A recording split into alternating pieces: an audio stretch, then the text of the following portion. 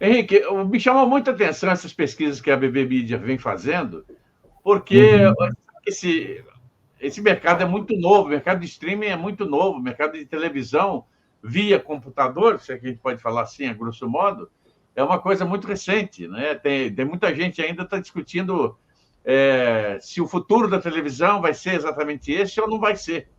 Por isso que quando vocês mandam desenvolver pesquisas desse tipo, eu fico fascinado com os resultados. E eu queria a primeira pergunta para você é o seguinte: a especialidade da BB Media é fazer esse tipo de conteúdo, ou seja, pesquisa sobre o que rola no mercado de streaming em geral? Exatamente. Na verdade, a BB já atua no mercado global há quase 40 anos, e são 40 anos aí focado na indústria de mídia e entretenimento. Então, você tem aí desde o acompanhamento de Pay TV até mesmo até obviamente com o passar dos anos, o desenvolvimento do streaming, que a gente vem acompanhando muito de perto. E aí são várias vertentes do streaming. Você tem desde a parte de monitoramento de conteúdo, como justamente essas pesquisas que você acompanhou, que aí são divididas mais ou menos em dois ou três pilares. Um primeiro pilar que é de fato o pilar de pesquisa, onde a gente vai e pergunta para uma base de consumidores em relação ao hábito, ao consumo, aos interesses. Por outro lado, tem todo o monitoramento de toda a biblioteca e o catálogo desses conteúdos, né, de streaming, desses players de streaming, e por outro lado também tem toda a parte de distribuição, né? Então, por um lado você vê como que você tem a oferta e por outro lado você tem a demanda.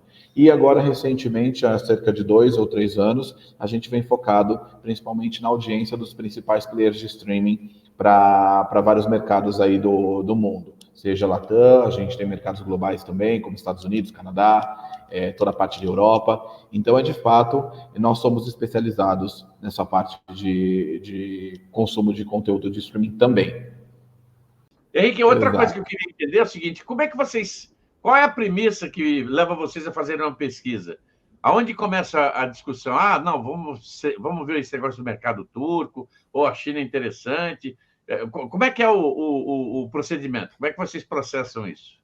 Legal. Todos os dados da ABB, eles são interligados de alguma maneira, desde um dado de pesquisa até um monitoramento mesmo de conteúdo ou de audiência que a gente faz. Então, ele surge principalmente quando a gente começa a acompanhar alguns indicadores e a gente entende que vai tornar-se uma tendência e aí a gente passa a investigar isso de melhor maneira. É dizer, vou pegar o caso das novelas turcas, por exemplo. A gente começa esse processo principalmente na coleta desses produtos turcos disponíveis nessas plataformas. Então, a gente entende que, por exemplo, Netflix, outros players começam a incluir esses produtos nas suas devidas plataformas.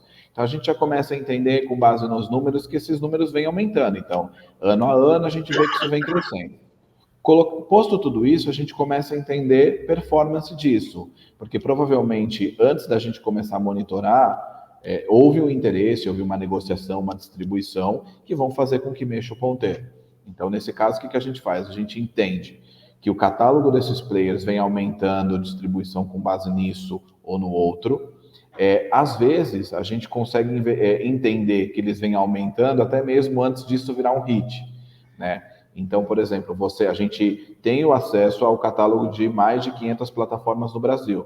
Então, a gente sabe exatamente quais são os gêneros, com toda a informação de metadados, a gente consegue fazer uma análise de mercado muito profunda do que vem, do que esses players eles têm. E aí, então, assim, ou ele ocorre em paralelo, é dizer, a gente vê essa oferta aumentando e essa demanda também aumentando, ou, de fato, a gente conversa com as nossas bases, que a gente também já tem outros estudos, né? Não somente esse de focado para conteúdo, mas também outros conteúdos, outras pesquisas, na verdade, focada no mercado de streaming. Então, a gente vai, obviamente, aprofundando cada vez mais. Como eu te digo isso? Então, por exemplo, tem pesquisas que a BB realiza hoje para entender o número de usuários, contas compartilhadas, quais são os gêneros, como que funciona a questão de número de contas, então quantas plataformas cada usuário tem. Esse tipo de pesquisa ele já ocorre de maneira periódica, a cada 3 meses a gente realiza essa pesquisa. Então, obviamente, conforme a gente vai acompanhando tudo isso, a gente vai vendo um pouco das movimentações de mercado, trazendo de novo para o caso das turcas. Isso é basicamente um acompanhamento de biblioteca, né, de catálogo desses players. A gente vê que isso vem crescendo e a gente, obviamente, vai aprofundando e entendendo quem consome, quando consome, o que consome, e aí, obviamente, a gente consegue entender esse boom que vem acontecendo com as turcas e tendo uma espécie de 360 também, né? Então, a gente entende desde a oferta até a demanda e como isso vem sendo consumido de fato. O que me chamou a atenção, né, nesse mapa aqui assim, o mercado americano e canadense consome quase o dobro do mercado latino-americano. Eu até entenderia isso como uma questão até simples, né? Porque, afinal de contas, aqui nos países latinos, a telenovela é um negócio relativamente antigo, consagrado, está no horário nobre. Né? E, de repente, você tem a novela turca, que tem... Eu assisti...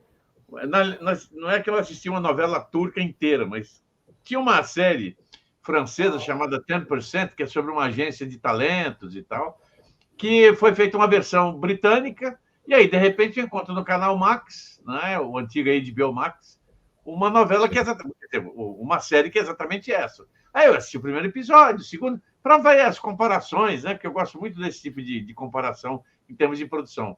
Só que depois eu me toquei que, em vez dos 10 episódios normais, que são as séries anteriores, ela tinha 60. Falei, opa, peraí, não é mais uma série, é uma novela. Exatamente. E aí eu entendi a dinâmica, né? A dinâmica da dramaturgia turca, e eu já assisti vários seriados turcos, inclusive, para entender por que o pessoal gosta. Eu sei, porque dentro de casa aqui, minha irmã adora, está assistindo 2 novelas turcas, né? Agora, o que chama atenção no coisa assim, tudo bem que na Europa, de um modo geral, nos países europeus, ali perto da União Soviética, aqui o índice diz que tem 1.520 conteúdos disponíveis, que estão disponíveis turcos nesses setores. Mais 702, ou seja, é muito conteúdo, né? Para esse tipo de um país que a gente só ouvia falar em contos da Mil e Uma Noites, né? Essas coisas. Exatamente. Não tinha muito a ver. Agora, quando é que despertou a ideia de fazer uma pesquisa centrada em relação a esse tipo de conteúdo? Vamos lá. Eu vou te falar como conhecimento de mercado. Eu já trabalho aí na área como insights e outras posições há cerca de 20 anos. E isso começou, até mesmo antes de eu entrar na BB Media, etc., lá para 2013, 2014, quando, inclusive, aqui no Brasil, a Band foi uma das primeiras a apostar e trouxe aquela novela Mil e Uma Noites. Sim, né? E depois veio Fátima Gu e outras novelas aí que começaram a se desenvolver. Com isso, a gente já está falando de 10 anos, o mercado turco começou também a se desenvolver em termos de qualidade de produção. Foi um aprendizado, foi colocando. E aí, obviamente, mercados mais desenvolvidos, como Estados Unidos, Canadá e etc., começaram, obviamente, a se interessar e a trabalhar de maneira mais próxima desses conteúdos que tinham um potencial. Então, lá atrás, foi aquela novidade, como hoje são os doramas, né? Os doramas a futuro tendem a ser aí nossas novelas turcas. Então, assim, lá atrás, em 2013, 2014, surgem essas primeiras produções. Esses países, obviamente, mais desenvolvidos começam a ver valor, principalmente no texto, né, conteúdo, editorial disso, e começam a trabalhar mais próximo, sejam como coproduções ou até mesmo como produções. E aí começam, obviamente, um investimento de tempo, energia, dinheiro e etc., visto que é escasso cada vez mais toda essa parte editorial e de texto, né, de criação mesmo. Então, obviamente, eles entendem que a Turquia aí traz principalmente um conteúdo mais dramático, romântico e etc. E aí começam os investimentos lá atrás, ou seja, 10 anos isso já começou. Com o passar do tempo, Obviamente, a gente foi entendendo essa movimentação, foi vendo como elas performavam, os players dessas plataformas de streaming, como você mesmo mencionou, Paulo, Max, o próprio Netflix, aí começaram a comprar para entender comportamento, de novo, tentativa e erro. Né? A gente vê, obviamente, isso, e a gente vê claramente neste gráfico aqui da BB como isso vem crescendo. Então, logo no comecinho, eles começam a comprar um pouco para começar a testar, porque conteúdo ainda é rei e conteúdo é limitado. Então, quando a gente vê aqui na evolução da disponibilidade, você percebe que eles foram crescendo com o passar do tempo, foram entendendo o interesse do consumidor, adequando, obviamente, com base em metadados, em algoritmo e N números aí de dados de performance, a gente consegue entender que isso vai aumentando e provavelmente neste gráfico a gente não traz, mas a gente provavelmente se correlacionar isso lá atrás, se a gente tivesse o dado de audiência mais antigo desde 2018, 2019, provavelmente a curva de performance, né, de consumo, deve acompanhar essa disponibilidade, porque obviamente essas plataformas não investiriam se não tivesse consumo. Vamos lembrar que há 5 anos atrás a gente não tinha um mercado de dados tão desenvolvido quanto a gente tem hoje, inclusive de acesso a essas informações. Eram cada player olhando para a sua informação, né? Então hoje, como a informação já está um pouco mais exposta, fica muito mais fácil de acompanhar isso. Mas basicamente essa curva aí ascendente, ela tem a ver, literalmente, assim, ela deve estar totalmente ligada com o consumo. É dizer, conforme esses players foram entendendo que havia o interesse, havia o consumo, você vai comprando mais. Por isso, essa evolução de títulos, como a gente chega na maturidade que a gente tem hoje e que tende a crescer mais. Por quê? Porque daí você já tem mercados que já eram mais desenvolvidos atuando muito próximo dessas produções, trazendo um pouco mais para a realidade. E a gente sabe, Paulo, você também deve saber melhor que eu, que o mercado de conteúdo, seja televisão, seja streaming, ele é hábito, né? Então, obviamente, você coloca um, você testa, coloca dois, você testa, e aí quando você percebe, você já está consumindo. Trago de novo para o paralelo dos doramas. Doramas tendem a ter, obviamente, um aumento global como essas produções turcas têm hoje. Mas é, de fato, um tempo de consumo mesmo, de hábito, e a gente vai perceber isso muito em breve. Interessante, porque, por exemplo, quando a gente vê aqui as produções que estão nessa tabela aqui, eu já vi pelo menos um pedacinho de cada uma delas, né? Principalmente a questão das séries, porque eu achei a dramaturgia em termos de seriado da Turquia muito interessante, uma coisa mais dura, mais, sei lá, mais encenada, alguma coisa assim. E essa novela aqui de baixo, Thank You Next, acho que a minha irmã está assistindo na Netflix, né? E assim, não, repara uma coisa. Repara uma coisa, perdão, te cortei. Que essas produções, a maioria delas são originais. É dizer, são produzidas por essas plataformas que entendem o hábito desses consumidores naquela região e o quanto eles podem viajar, e aí eles produzem de acordo com a necessidade global, vamos chamar assim. É interessante porque aqui embaixo tem 3 plataformas turcas só com conteúdo, né, original, que eu particularmente nem conhecia, né? Também não é bem o meu dia a dia conhecer plataformas internacionais, apesar que eu conheço algumas da China. Mas assim, 93% dessa PU TV, tem a Tabi e tem a Gain. Cara, é muita coisa. Quando você vê o volume de conteúdo que eles produzem por ano. É assim, cá entre nós, assustador. É muita coisa. É uma Hollywood turca, tá? Vamos chamar assim. É de fato uma Hollywood turca. Lá atrás também, acho que próximo de 2015, 2016, a gente viu aquele boom da Bollywood, né? Que são as produções ali da Índia e etc. E agora a gente tem visto essas produções turcas cada vez ganhando mais força e ganhando distribuição. Esse é o grande ponto, né? Eles conseguem ter uma expansão muito, muito forte a outros mercados. Como você mesmo viu, você tem 93% das produções turcas, provavelmente 93% dessas já viajam, sem dúvida. Já são produções que a gente já deve ter escutado ou devem estar nessa lista aí das produções mais vistas. Interessante. Agora vamos sair da Turquia para a China. Eu fiquei impressionado. ultimamente eu ando impressionado com muita coisa, impressionante. O mercado chinês, que eu estou vendo aqui, né? Essas plataformas, eu conhecia muito a Ki, né? Que está em segundo aqui na tabela. Mas, assim, outra vez, a gente está falando de um mercado que tem, eu já não sei mais, acho que está com 1,5 bilhão de pessoas vivendo lá na China. Sim. E, obviamente, um mercado que se expandiu muito com a industrialização, depois que o regime comunista ficou mais flexível, se é que a gente pode dizer isso, né? E hoje é um mercado de produção que tem de tudo lá.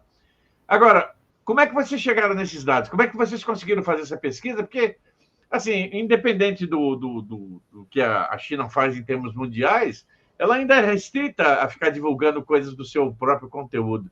Como é que vocês chegaram nesses resultados aí, que são muito expressivos? Legal, vamos lá. A gente faz um monitoramento, esse Online Media Essential, é basicamente um monitoramento de todas as plataformas, né, e seus devidos assets, que a gente vai acompanhando de maneira trimestral. Então, isso faz parte. A BB tem uma equipe especializada, né, nessa busca, nessa pesquisa, dessas informações. Então, na verdade, aí a gente tem 2 pontos. De fato, a gente entende que essas plataformas existem e a gente tem acessos até pessoas que estão nesses mercados e que, obviamente, nos ajudam nessa pesquisa. E aí tem o que a gente chama mais ou menos um web scraping, né?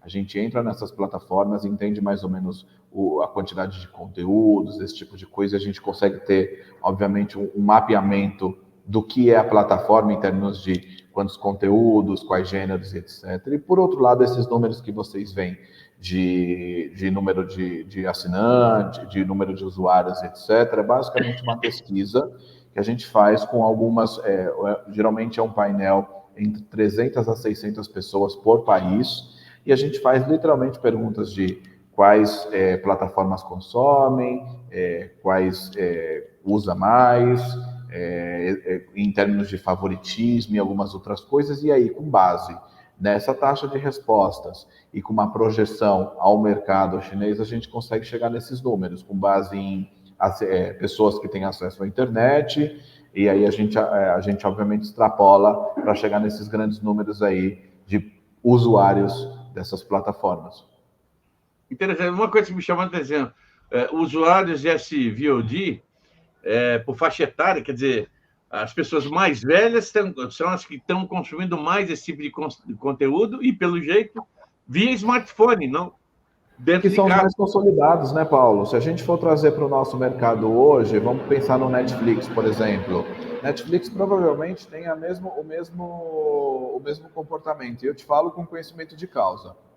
Porque a gente vê hoje, por exemplo, se você comparar a curva de audiência do Netflix com a curva de audiência de TV aberta, né? Eu vou trazer o Netflix, mas você pode trazer YouTube, pode trazer outros players que são mais ou menos a mesma curva. Você descobre que, por exemplo, hoje em dia o streaming ele tem um prime time como a televisão aberta tem, né? Então, quando você olha o consumo, a partir das 7 horas da noite até meia-noite, você vê aquela curva super assim ascendente nesse sentido, porque de fato existe um prime time, né? Então, hoje em dia o consumo ele fragmentou. Então, o que você tinha lá quase um 100% de televisão, hoje você divide esse tempo colocando para as plataformas de streaming. E aí o que acontece? Naturalmente, as pessoas que mais consomem conteúdo, vou chamar dessa maneira, que acabam sendo as pessoas aí um pouco mais velhas, com poder aquisitivo um pouco maior, eles acabam migrando para o SVOD. E o que é o SVOD? É aquela primeira versão, vamos chamar assim, de streaming, né? Que é o Netflix, que é o conteúdo sob assinatura, né? A subscription video on demand.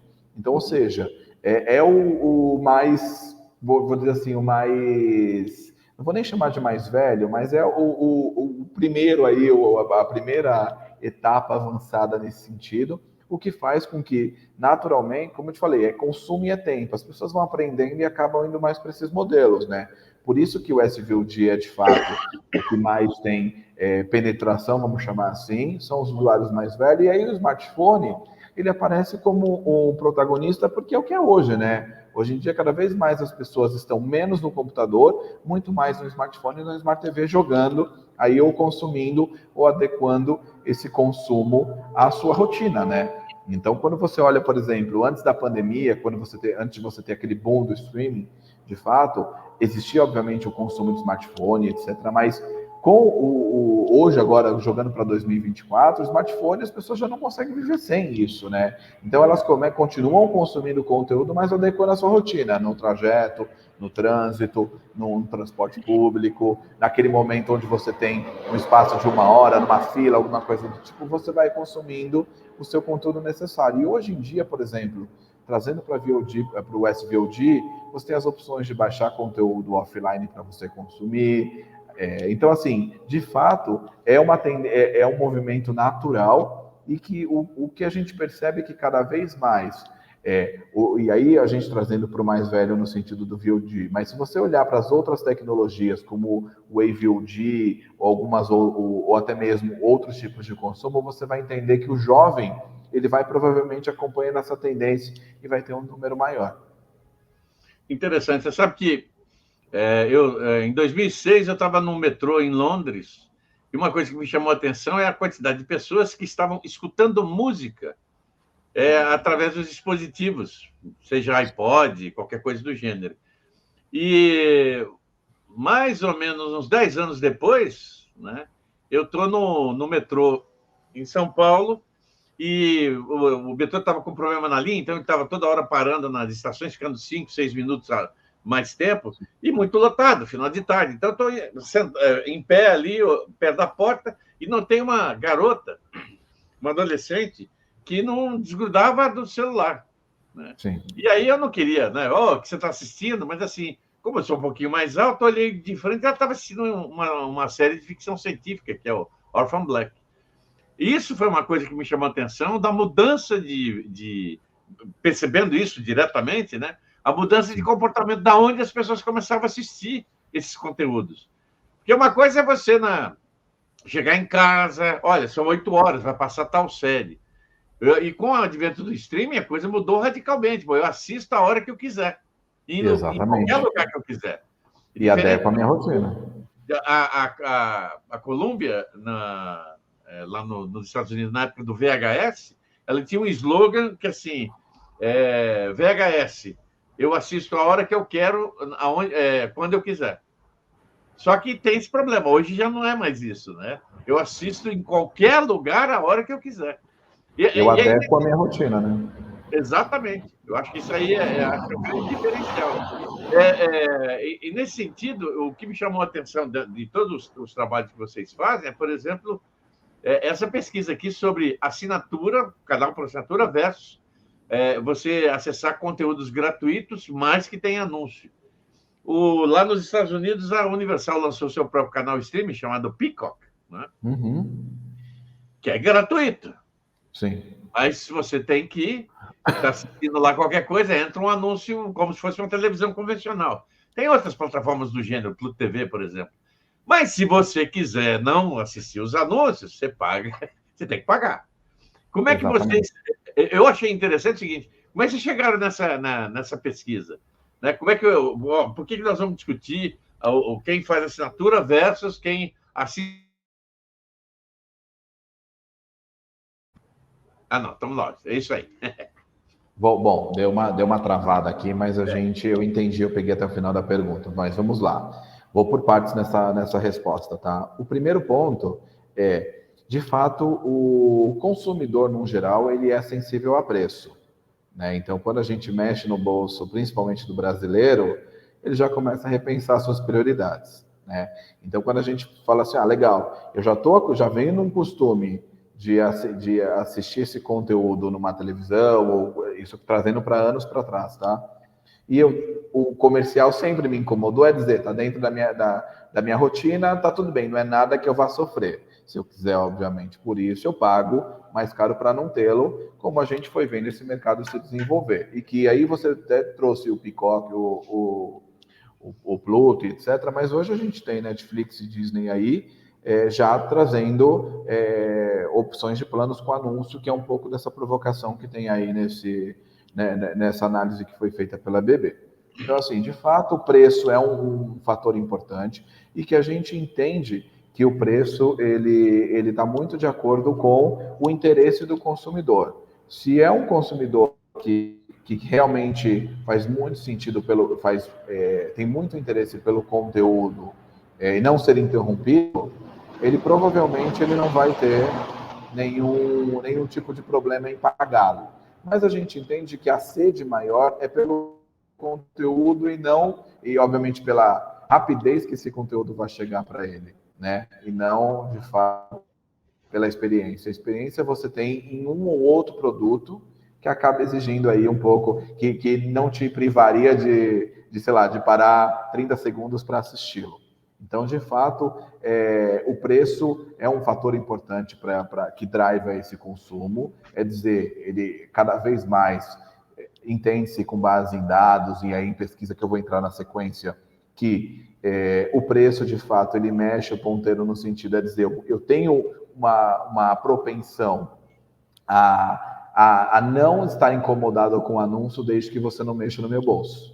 Né? Então, eu acho que esse é o primeiro ponto, e desde que você continue entregando o meu conteúdo. A partir do momento que você começa a limitar a disponibilidade do conteúdo, aí é um problema e ele vai buscar pirataria. Aí, obviamente, ele vai falar, não, eu quero meu conteúdo rápido, porque a gente vive numa geração cheia de ansiedade. Hoje em dia, com a tecnologia de redes sociais, a gente é imediatista, né? A gente quer isso agora já, e eu quero meu conteúdo o mais rápido possível. Então, dizer, se você mexer com disponibilidade, aí eu te diria, de fato, esse cenário ele muda um pouco, que a gente ainda não sabe o que vai ser. Mas hoje em dia você continua oferecendo o conteúdo na agilidade que o conteúdo deveria sair, só colocando esse anúncio, porque obviamente os principais players entenderam que a conta não fecha, né? As produções voltam para aquele ponto das turcas, estão cada vez mais caras. Imagina o preço que não é por capítulo para trazer, levar uma qualidade de produção que a gente já escuta, por uma produção max, tipo um Game of Thrones, uma Casa da... Imagina levar esse tipo de produção e esse tipo de custo para fazer com que uma produção turca fique na altura, né? Para que as pessoas busquem cada vez mais essa qualidade que todo mundo busca. O consumidor está muito exigente, né? Cada dia que passa. Então, para isso, requer tirar dinheiro de algum lugar, a conta não fecha. E aí, trazendo um pouco para o lado da pesquisa, como que a gente chegou nisso? É basicamente perguntando mesmo. Então, assim, existe um painel já realizado pela BB, esse mesmo painel que ele tem o foco tanto no consumo das plataformas, como também em relação a conteúdo, né? Então, aí a gente, né, nesse overview que a gente faz por plataforma, aquilo que eu te falei, a gente fala de quantidade de plataformas, contas que eles compartilham, a gente entende modelos de negócio, quantas plataformas você tem ao mesmo tempo. Então, tudo isso ele é considerado, e a gente tem um capítulo de anúncio, quanto ele está propenso a pagar por um plano com e sem anúncio, e qual que é o impacto desse anúncio em relação a isso. E aí eu digo mais, tá? Além dessa pesquisa focada para anúncio, a gente também tem o impacto desses ads para o olhar do anunciante, é dizer, o quanto o anúncio dele nessas plataformas chegou nesses consumidores, que é o famoso o número de impactos que se vendem principalmente nas televisões, hoje nas agências de mídia, que cada vez mais exigem que o mercado de streaming acompanhe mais ou menos esses mesmos KPIs, né? Então, nesse caso, a gente já consegue entender mais ou menos qual que é o impacto de um ad dentro dessas plataformas. Você mencionou anteriormente a questão dos doramas e tal. Tem alguma pesquisa que vocês estão fazendo sobre o impacto do dia a dia dessas produções coreanas no consumo em geral? Não, ainda nós não fazemos, mas a gente já está com isso no radar. Tem dois pontos interessantes que a gente já vem colocando no radar que devem sair nos próximos dias, tá? Essas pesquisas geralmente na verdade, assim, não é que nós não estamos acompanhando, a gente vem acompanhando, já percebemos que o ponteiro já mudou, né? Que essa produção vem acompanhando, e a gente vai colocando no forno para que a gente consiga trazer quase que todas os fatos desse jogo para poder trazer uma análise mais completa. Então, a gente já sabe que, por exemplo, o aumento de disponibilidade, né, a distribuição desses conteúdos já vem aumentando. A gente já sabe que a biblioteca desses players ele já vem consumindo cada vez mais, principalmente players mais consolidados que mexem, que são os responsáveis por mexer o ponteiro, tipo Netflix, né? Então a gente já sabe isso. O que a gente precisa ainda terminar a nossa investigação é em termos de consumo. O que eu posso te adiantar hoje, Paulo, é que em termos de consumo eles ainda não são relevantes. Né? Assim, digo, não são como produções americanas, como produções turcas, e que já ranqueiam, por exemplo, num top 20, top 30 de conteúdos consumidos. Mas eles vêm crescendo dia a dia. Então, quando a gente entender que esses conteúdos já passam a figurar aí nos top conteúdos, nos hits mais visualizados, aí com certeza a gente finaliza. Provavelmente deve ser em uns 2, 3 meses, a gente já deve ter alguma coisa desse tipo. Porque, de fato, a gente espera consolidar para não sair gritando tendência que pode ser que não aconteça. A gente acredita, eu, Henrique, eu tiro o crachá e coloco pessoa física. Acredito que isso vai acontecer. Mas é muito difícil, colocando o crachá agora de novo como bebê, dizer para você que isso vai acontecer daqui 1 mês, 2 meses, 3 meses. Porque, como eu te falei, é hábito. Então, antes da bebê gritar uma tendência, a gente precisa entender que, de fato, isso vem acontecendo e quando é o marco disso, né? O que eu já te garanto é que, em relação à distribuição e disponibilidade nas bibliotecas, isso já vem acontecendo. Agora, a gente precisa desse terceiro ponto, que é a performance, para poder correlacionar e trazer uma pesquisa aí muito mais crível para o mercado. Maravilha.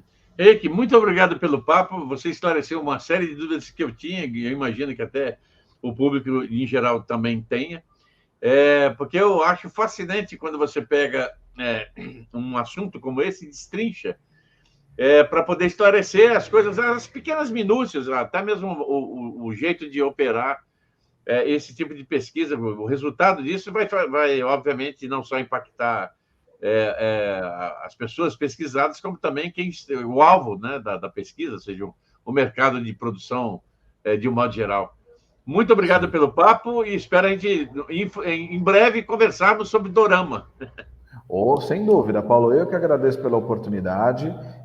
A BB aí fica à disposição, eu também fico à disposição para que a gente possa discutir, cada vez trocar mais ideias. Eu sou apaixonado pelo mercado de mídia e entretenimento, então espero de verdade conversar contigo muito em breve sobre doramas e outras tendências que vão surgir. E a BB segue acompanhando, como quase 40 anos de mercado aí no segmento desse mercado, a gente segue firme e forte aí acompanhando as movimentações. Obrigado, viu? Um abraço.